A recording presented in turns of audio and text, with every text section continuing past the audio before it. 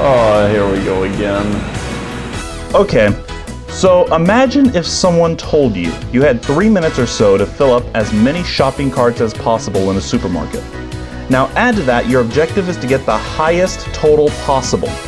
Now personally, I would think this is a great premise for a game show.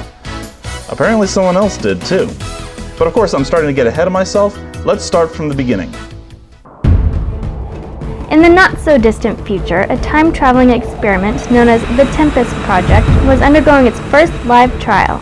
Outfitted with temporal circuits and controls was an old Defender II class fighter, call sign Tempest 1.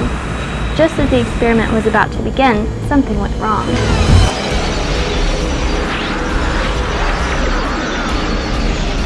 Under the control of a mysterious computer virus, Tempest 1 was hurled out of control into what can only be called a subdimension of time itself. On occasion, the plane will re-emerge into normal time, usually within the vicinity of a game show studio. And so, the game show reviewer, in an attempt to stave off insanity, reviews game show to game show, striving to regain control of the aircraft that's stranded in here, all the while hoping that the next leap will be the leap home.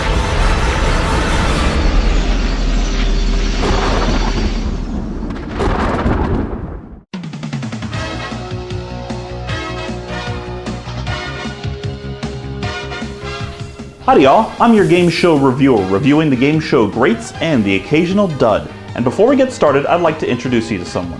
Now my plane, Tempest 1, has a very advanced AI controlling it.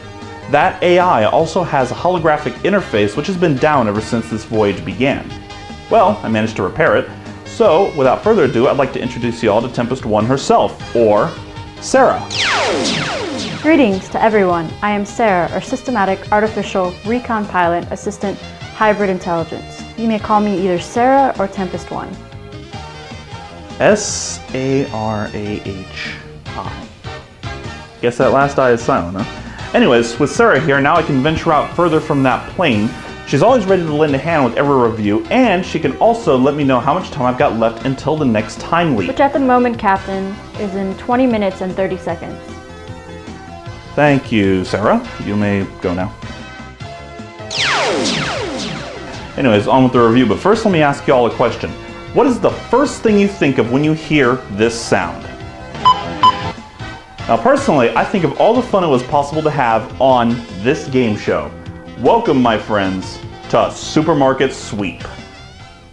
Supermarket Sweep, one of those game shows that you might see while channel surfing, then suddenly have to watch just to see how it all turns out. Episode 101 information is going to be a little weird here, for you see, there were 3 incarnations of this show. The absolute first run of this show started on December 20th, 1965, premiering on ABC. Very little of any footage exists from this show, and virtually none of it is available, so I'll go through this briefly. The original run of Supermarket Sweep lasted a mere 2 years, ending on July 14th, 1967. In this incarnation of the show, there would only be 2 teams, and they'd both get a baseline start time of 1 minute of sweep time, like you can see here. Now after that, the host would show them a product from the market, and they would have to guess the actual retail price of that product. The team who came closest to guessing the actual retail price would get an additional 10 seconds of sweep time, like you can see here. Now, wait a minute. Actual retail price guessing. Does that sound familiar to anyone? Denise, it is your turn. $22.50. $22.50. After 6 items had been guessed upon, teams would take to the market with whatever sweep time they had accumulated. The team that came back with the highest sweep total would end up going on to the next show, although both teams would keep all their groceries. Very simple and very basic, and it laid the foundation for the show we're more familiar with today. After the show ended up canned, ABC wiped and reused the tapes that they were recorded on, which was a fairly standard practice at the time because these tapes were really expensive. This is why footage from this show is so hard to come by that the only footage known to exist exists in museums or in the hands of private collectors. But enough of the historical part of this show. What do you say we take a look at the show we all remember? Is this one of your fantasies? You see a big, beautiful supermarket, and they say to you, go ahead, do what you've always wanted to do. Run wild, grab everything you can get your hands on. Everything in this supermarket is yours, and it's all free. From Hollywood, where dreams do come true, it's the return of the one and only Supermarket Sweep. Now that's the show we're more familiar with. Episode 101 premiered on February 5th, 1990 on the Lifetime channel. Oh, by the way, does that intro voice sound familiar to anyone? From Television City in Hollywood, this is the $100,000 Pyramid. This is Jeopardy! Let's meet today's contestants. That would be the rather famous voice of game show announcer Johnny Gilbert, who of course would be more recognized as the voice of Jeopardy! Our game show host this time around is David Rukrek. Thank you very much. Hello and welcome to our show. Now we have our teams and one of them may be going home with $5,000. This time around there were 3 teams, each with a baseline start time of 1 minute and 30 seconds. Now the first part of the show had different rounds swapped in between episodes, so what do you say we go over the more common ones first? Although it was introduced later in the series, the first round, even before introducing the contestants, was the mini sweep.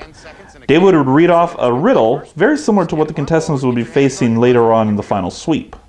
The astronauts started their day with a bang. Whoever buzzed in first got 10 seconds to add to their time. Now the fun part. Their partner would try to find a specifically marked product in the supermarket and try to bring it back to the main set in under 30 seconds. This would net the team, usually a $50 bonus. A rule introduced even later was that if it was under 20 seconds, it was $100. After that, the teams were introduced, and one partner would be sent away. This would lead into a simple pricing game. These varied, but one of the more common ones involved having a product and then asking how many of it they could buy with a set amount of money. These games were worth anywhere from 10 to 30 seconds. Now, if that method of play sounds familiar to you, maybe this is why. Each one is $5.99. How much is 2? $11.98 for a total of $24.97. Round 2 was extremely similar to round 1, although without the mini sweep. Once again, some of the more common pricing games involved players being shown various items. David would read off the brand name under which 3 of the shown items were associated with. For example, take this one. Alpine mint, apple, spearmint, cinnamon, wintergreen, sour berry. Now, which 3 of these 6 items are flavors of Carefree Sugar Mint Gum? Now, typically this is where someone would buzz in and say, spearmint. See how this works now? Each correct buzz-in was worth 10 seconds, and there were 3 of these played in a round. Grand total possible, 30 seconds. Another was this one, where David would read off a clue that included a brand name slogan. This was more like straight trivia, and again, each correct answer was worth 10 seconds. These were the more simple pricing games played, but there were harder ones played. Take this one for instance. This one's called the 30-second shootout. Okay, well I have a card here with a list of words on it. The first letters of each of these words spell out an item from our market. Now you can do or say whatever you want to get Rachel to say each of these words. When she does, you're adding another letter, okay? Now if you can't come up with one, just say pass and move on to the next one. Now after 30 seconds, your clues have to stop. But you get it right, 30 seconds added onto your sweep total. We are looking for a 6-letter word. You have 30 seconds starting right now. It flies. Oh, I know that. That's a It's in bird. the sky. Cloud. It's cloud, right? Made of metal. Jetliner. It's a jetliner? No? Maybe because pilots fly it. It's never mind. He's hopeless. By the way, Captain, 17 minutes and 30 seconds. These were the types of pricing games played on this show. Fairly simple and to the point, and for the most part, all played for added sweep time. Round 2 had one thing in common, no matter which episode you watched of this series. This was the round robin game. When this round was played, it was the final chance for any sweep time to be added to your team's total. Here's how this one worked. Players were shown the scrambled up letters of a brand name that was sold out in the supermarket. Afterward, David would read off 3 clues about it to help them guess. Now I've got Sarah here, so what do you say we give this a shot? Go ahead, Sarah. Dance. Candy. Chocolate. Tootsie Rolls. Correct. Oh, by the way, 15 minutes and 32 seconds. Unlike most previous pricing games played, this one used both players, who would exchange places after each word. This round lasted the longest because there was a grand total of 60 seconds up for grabs. Therefore, it was theoretically possible for one team to collect a full minute of sweep time here. So associated with the Big Sweep was this game that it was played twice during the final game of the Twin Car giveaway shows. Yeah, I'll get to those later. As I said earlier, this was the last chance to accumulate any time for the Big Sweep. When this round was played, it meant we were a mere one commercial break away from what we'd all tuned in to see. Welcome back, and now it's time for the Big Sweep. Trust me, it's going to be a lot safer in this plane than it's going to be out in that market in 1 second. Captain, may I suggest speeding this along? Time jump in 14 minutes. Thank you, Sarah. Mute all time jump voice warnings. Acknowledged. Muting time jump voice warnings. But please, just keep them in mind, Captain. Alright, no more countdown to bug us. Anyways, moving right along. Like the temple run in Legends of the Hidden Temple, this is likely what someone will remember when you first mentioned this show. All throughout the show, we've been looking at this large, fully stocked supermarket filled with just about anything you could think of for a grocery store. Time to put it to good use, wouldn't you say? The sweep times that the teams have been accumulating for the first half of the show determined how long each team had to shop. It also determined their team colors. Simply put, players would run into the market and get as many expensive items as they could possibly get before the time elapses. In principle, very simple. Now, listen carefully, because these are the special big money makers we have out there in the market for you in today's Big Sweep. And nothing is ever straightforward on a game show. You should know this by now. Once again, although most of these varied from show to show, there were three that were common to all. The first was the candy counter. Players would have to get a bag of candy that totaled out to $1 even, give or take a few pennies. This was worth $100. The coffee was similar, ground up one bag of coffee beans for an additional $100. As we all know, these both take a good deal of time, so the trade-off was deciding whether or not it was worth it to sacrifice the additional time.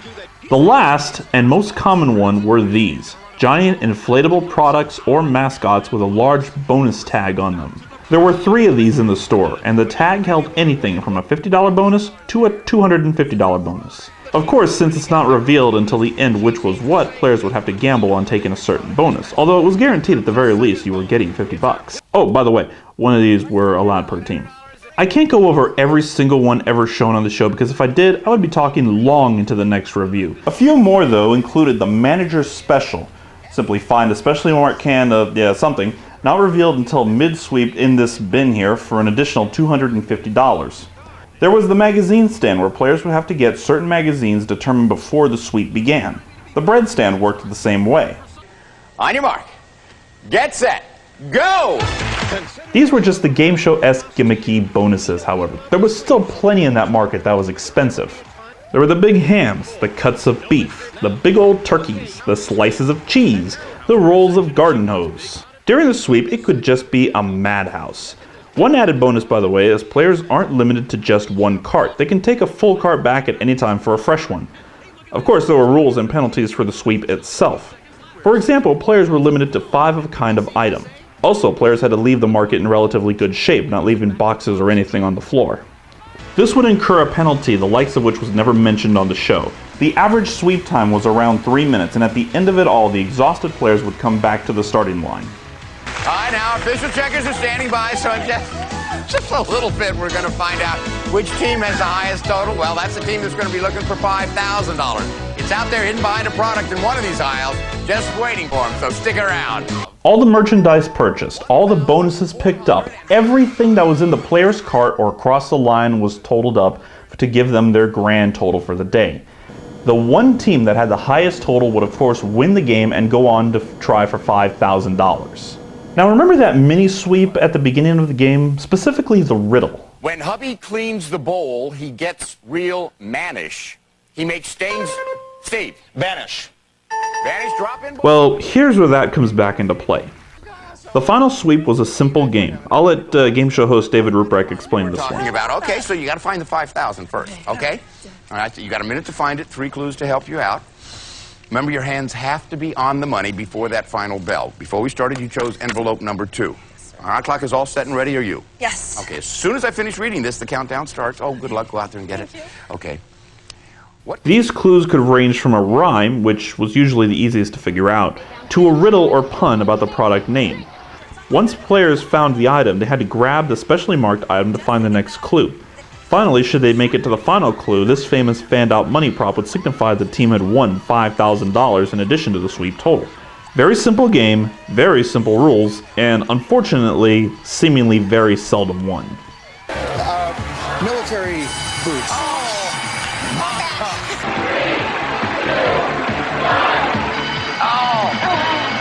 Come on back. Just look, Joanne. I'm looking. I'm going. Go into. Hey, buck up, shoppers! You may not have found the 5,000, but at least you get the sweep total, which averaged around 1,000, and you get those spiffy sweaters. This was not a high-stakes show. In the 1994-1995 season, the show's final on Lifetime, the producers wanted to do something different, something more tournament-based. And so, in September of 1994, the twin card giveaway began. The grand prize at the end of the tournament here was a pair of Geo trackers. For 3 weeks, teams would play a normal round of the show, all the way up to the final sweep at the end. The fourth week, the semifinals, the highest scoring teams were invited back to duel against each other again for sweep totals. No final sweep was played in this week. The top 6 teams from the 4-day semifinals would be invited back for the final show. On September 30th, 1994, the final show of the twin card giveaway aired. Hello to you and welcome to the most unusual supermarket sweep you have ever seen. Here's how this show broke down. Unlike a standard episode where there were 3 teams, this time there were 6, broken up into 2 groups of 3. All 6 teams were given a straight 3 minutes of shopping time. The only pregame leading up to the sweep were 8 round-robin questions worth a $50 bonus each on the final sweep total. This was also how the team colors were determined. The first 3 teams would play through these and then go for their big sweep. Then the second 3 would go through the round-robin and then the sweep as well. The winner was, of course, the team with the highest sweep total. It was a nice change of pace and a huge deal for everyone involved. You're going to be driving home today with $28,710. Congratulations. You are more than welcome. One final thing to say about this show was... Captain, autopilot has been engaged. Stand by for takeoff. Alright, well you heard the plane. Let's do this.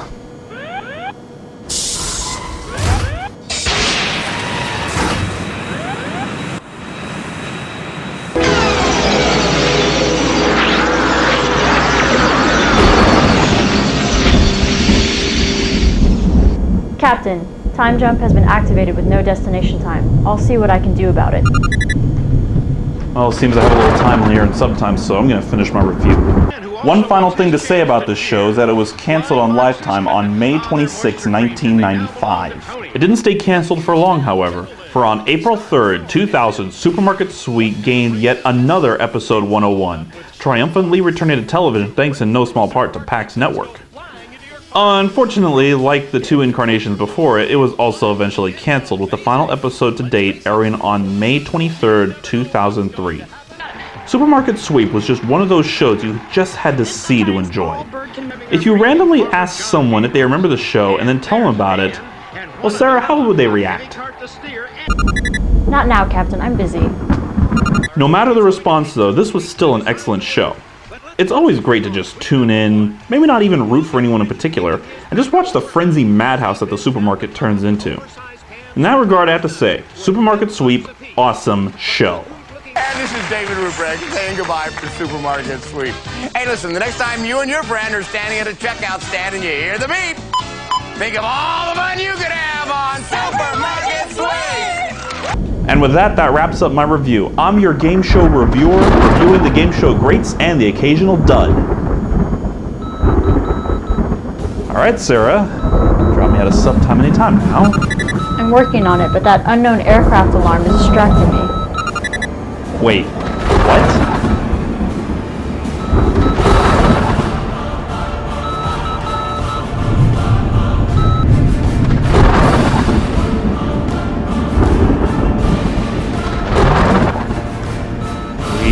Leave me. Come on, Sarah. Got it. Shutdown in progress.